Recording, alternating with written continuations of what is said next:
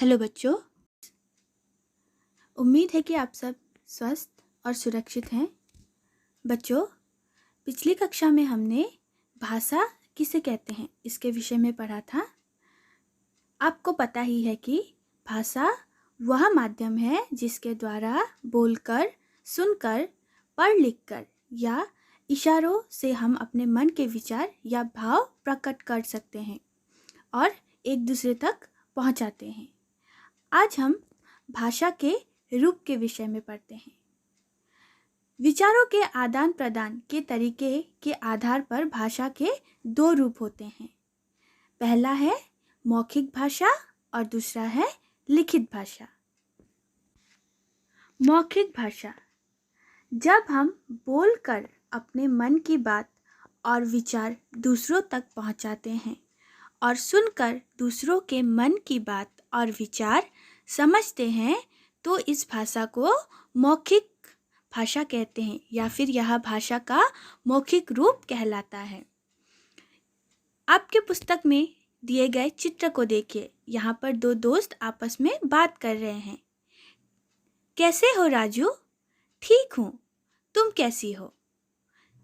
ऐसे ही जब आप अपने मित्रों से बात करते हैं, अपने माता पिता से बात करते हैं, तो ये क्या होगा? भाषा का मौखिक रूप होगा। आप गाना सुनते हैं, टीवी देखते हैं, देखकर आप समझते हैं कि वहाँ पर क्या हो रहा है या फिर क्या कहा जा रहा है। ये भाषा के मौखिक रूप होते हैं। उसी प्रकार अन्य उदाहरण भी हैं, जैसे कि रेडियो सुनना, सिनेमा देखना इत्यादि। अब आगे बढ़ते हैं भाषा के लिखित रूप के विषय में।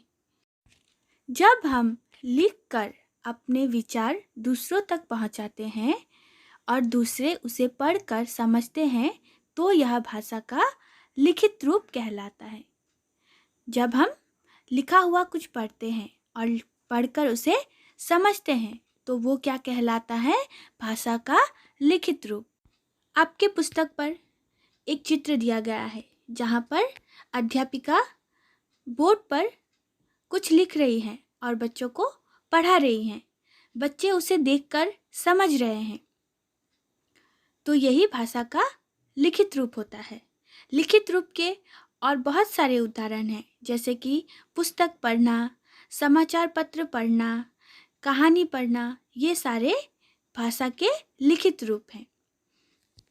इसके अलावा भाषा का और एक रूप है जब इशारों या संकेतों द्वारा विचारों का आदान प्रदान होता है तो यह भाषा का सांकेतिक रूप होता है।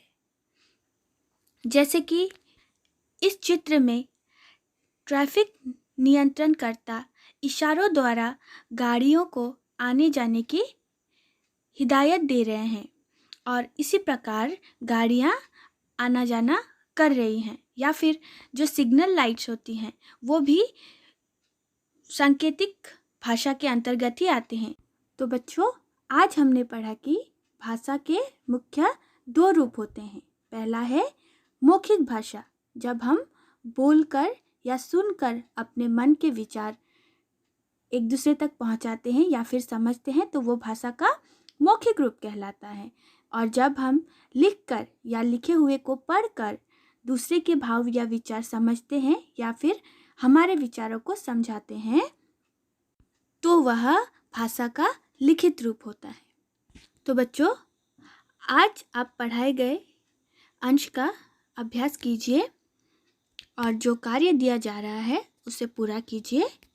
धन्यवाद।